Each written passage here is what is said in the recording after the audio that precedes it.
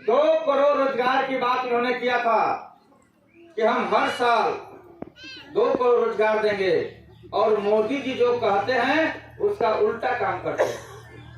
कहे कि रोजगार देंगे, सरकारी नौकरियां 2 करोड़ देंगे, और सरकारी नौकरियों को ही खत्म कर दिया।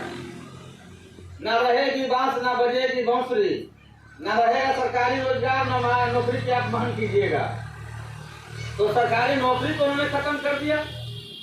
रेलवे में हर साल लाखों नौजवानों की बहाली होती थी, आर्मी में हर साल लाखों नौजवान की बहाली होती थी। तमाम बहालियां बंद है, कहीं कोई रोजगार नहीं है। और रेलवे आर्मी की नौकरी के लिए इसी सड़क पर नौजवान 4 बजे भोर करके वो दौड़ करके सोचते थे कि मेरी आर्मी में नौकरी हो जाएंगी। आज तमाम नौजवान रोजगार बैठे हुए हैं। हर गांव में, हर टोले में, हर मोहल्ले में MA BA पास करके नौजवान लड़का वो घर बैठा हुआ है, कहीं कोई रोजगार नहीं है, कहीं कोई वैकेंसी नहीं है। तमाम वैकेंसियों को बंद कर दिया गया है। गैस सिलेंडर पहले 350 को मिलता था, और आज गैस सिलेंडर 1250 मिल रहा है। गैस सिलेंडर एक बार भराने के बाद दोबारा हिम्मत नहीं करता कि गैस सिलेंडर को भराया जाए। तमाम खाद्य पदार्थों का तमाम दाम आसमान छू रही है। आप लोग सुनते होंगे, आरा शहर बगल में है, आप आरा में चले जाइए, कचहरी में, कहीं भी आप चाय के दुकान पर, पान के दुकान पर कोई भाजपा का नेता खड़ा हो जाएगा और कहेगा कि भाई ऐसा प्रधानमंत्री हमने आजादी के बाद नहीं देखा। आजादी के बाद पहला बार ऐसा प्रधानमंत्री बना है। वाह, क्या प्रधानमंत्री है भाई, शेर प्रधानमंत्री है, 56 इंच का सीना वाला है, और प्रधानमंत्री तो ऐसा हमने देखा ही नहीं। हमने कहा कि भाई बात सही कह रहे हो, ऐसा प्रधानमंत्री हिंदुस्तान में कभी नहीं देखा था।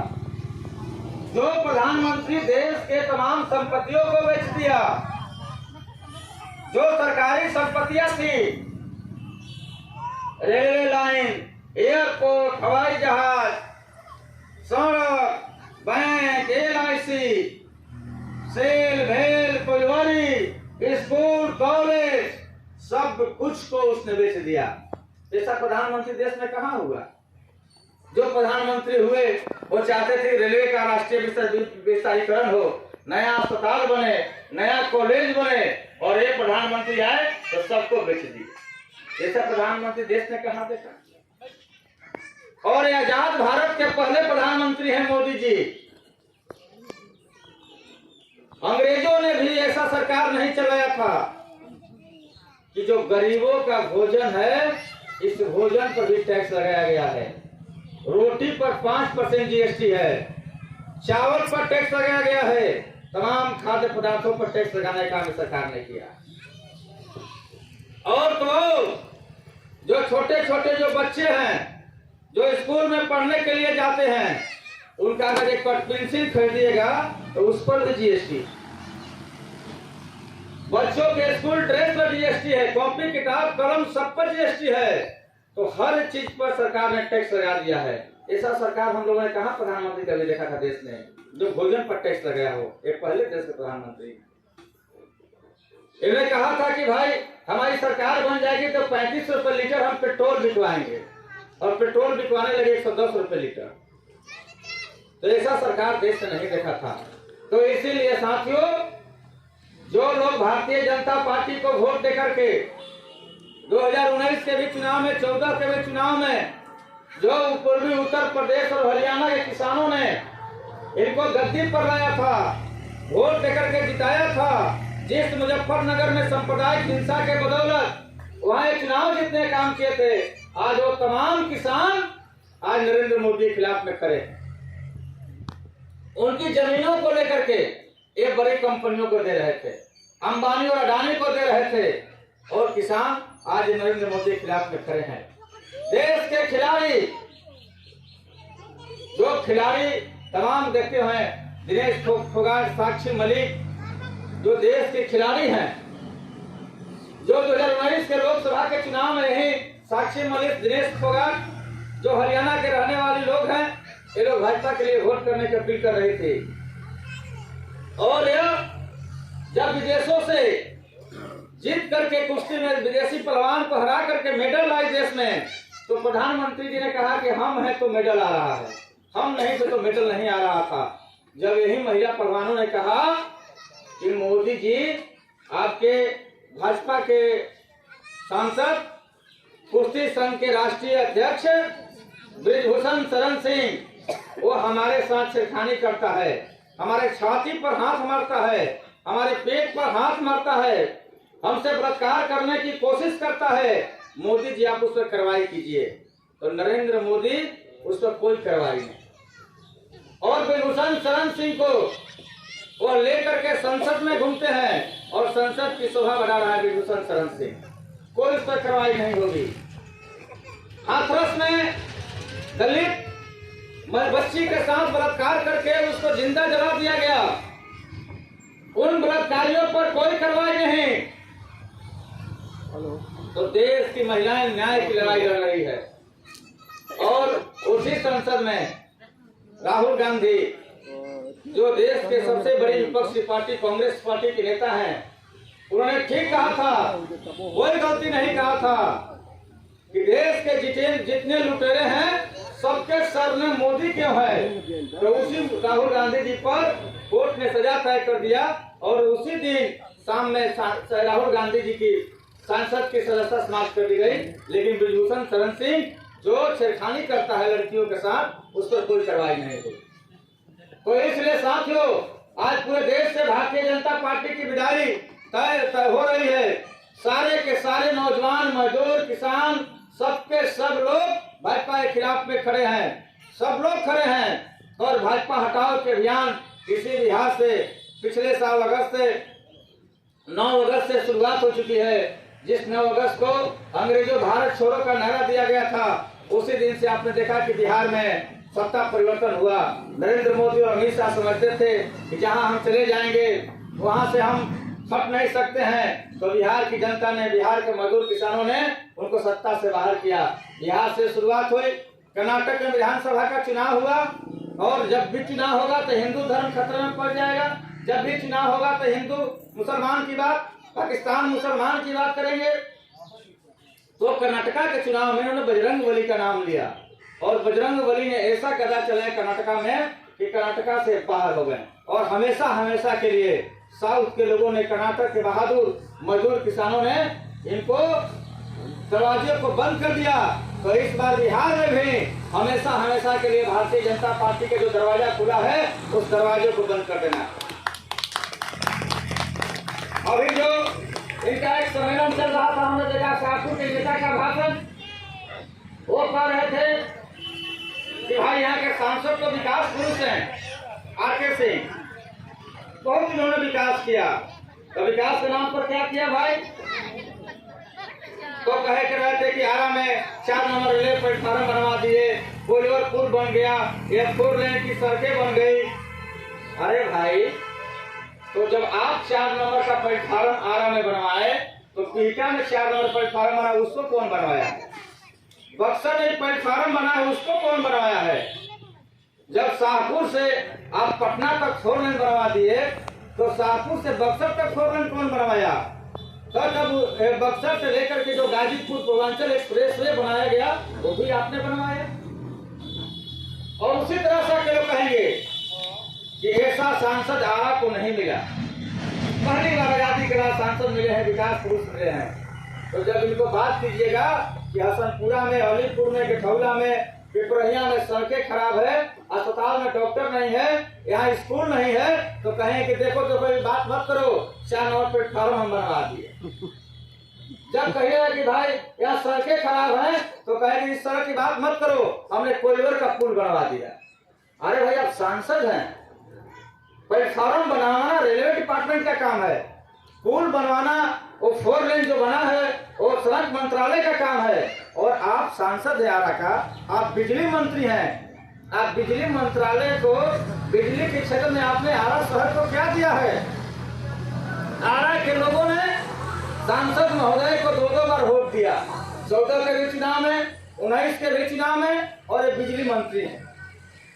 और उन्हें क्या किया कि जिन लोगों ने भाजपा को वोट दिया, उन सब लोगों के यहाँ किसी के यहाँ 10,000, किसी के यहाँ 20,000, किसी के यहाँ 50,000 का फर्जी बिजली बिल भेज दिया गया।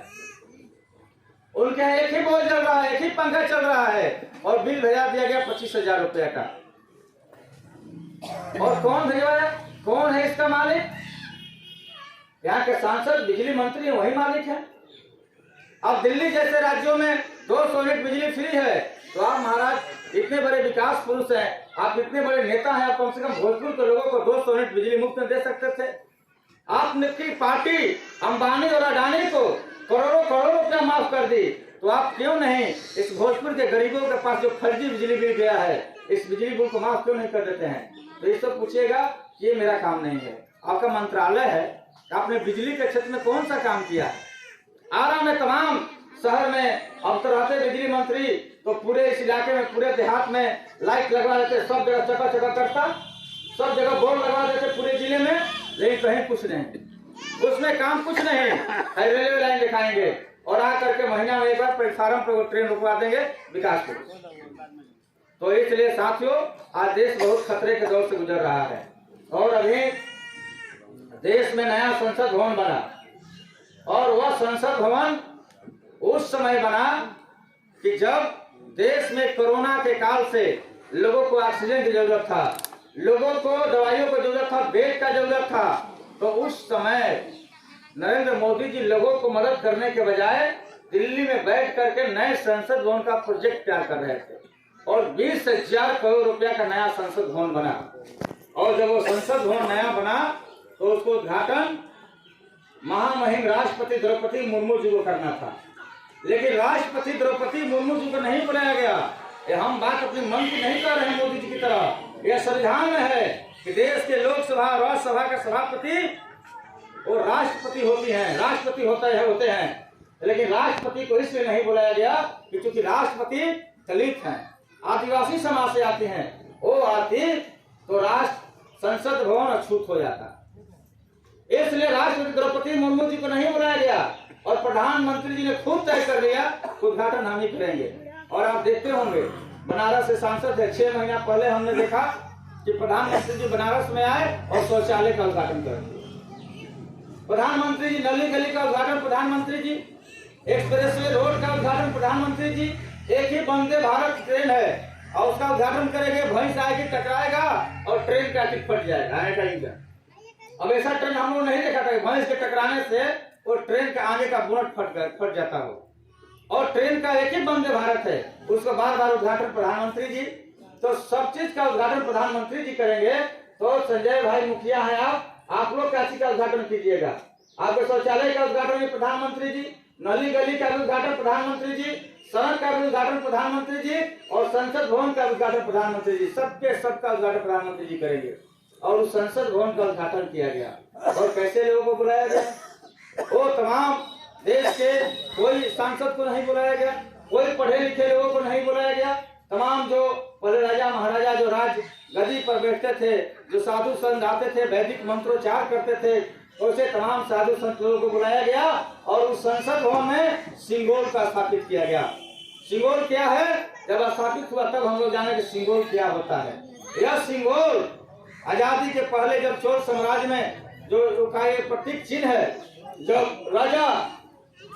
नया राजगद्दी पर राजा बैठता था तो वही सिंगोल का डंडा दे करके उसको राजगद्दी पर बैठाया जाता था और वह राजा उसी सिंगोल, उसी छड़ी से गरीबों पर, दलितों पर, अकलियत समाज के लोगों पर, तमाम लोगों पर शोषण और दमन करने का काम करता था, सिंगोल की छड़ी से मारने का काम करता था।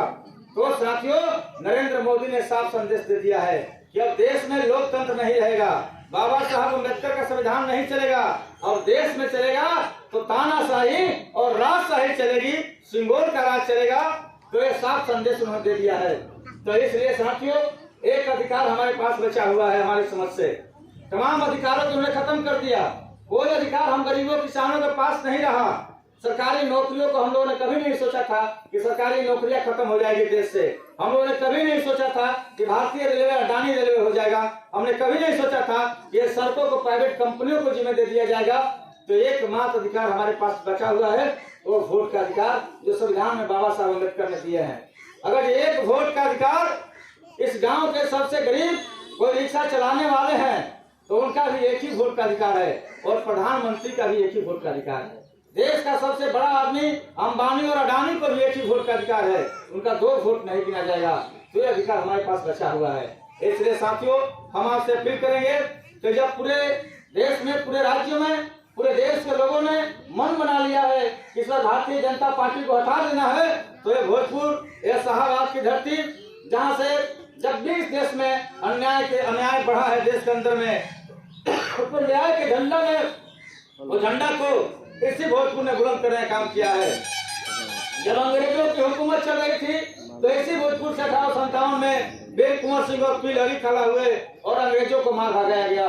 इसी भोजपुर में जब राष्ट्रपिता महात्मा गांधी ने 1942 में अंग्रेजों भारत छोड़ो का नारा दिया गया, तो हमारे लसारी के शहीद खड़ा हो गए। जब इसी भोजपुर में दलितों को, गरीबों को, पिछड़ों को खटिया पर बैठने का अधिकार नहीं था, वोट देने का अधिकार नहीं था, तो इसी भोजपुर से कॉमरेड राम नरेश, राम मास्टर जगदीश और राम ईश्वर अहिर खड़ा हुए और तब जाकर गरीबों को आजादी मिली, मान सम्मान की लड़ाई को जीती गई। तो एक बार फिर जब साथियों देश में अन्याय का राज चल रहा है, तो बाबा साहब अम्बेडकर के संविधानों को खत्म किया जा रहा है, बाबा साहब अम्बेडकर के मूर्तियों को तोड़ करके उनके विचारों को समाप्त करने की कोशिश किया जा रहा है, तो भोजपुर की धरती एक बार फिर इस मोदी सरकार के अन्याय के खिलाफ में न्याय को, झंडा को बुलंद करेंगे और आने वाले 24 के लोकसभा के चुनाव में भारतीय जनता पार्टी को इस भोजपुर से भी हटाने का काम करेगी। इसी के साथ अपने बात को समाप्त करते हैं। इनकलाब जिंदाबाद, भाकपा माले जिंदाबाद।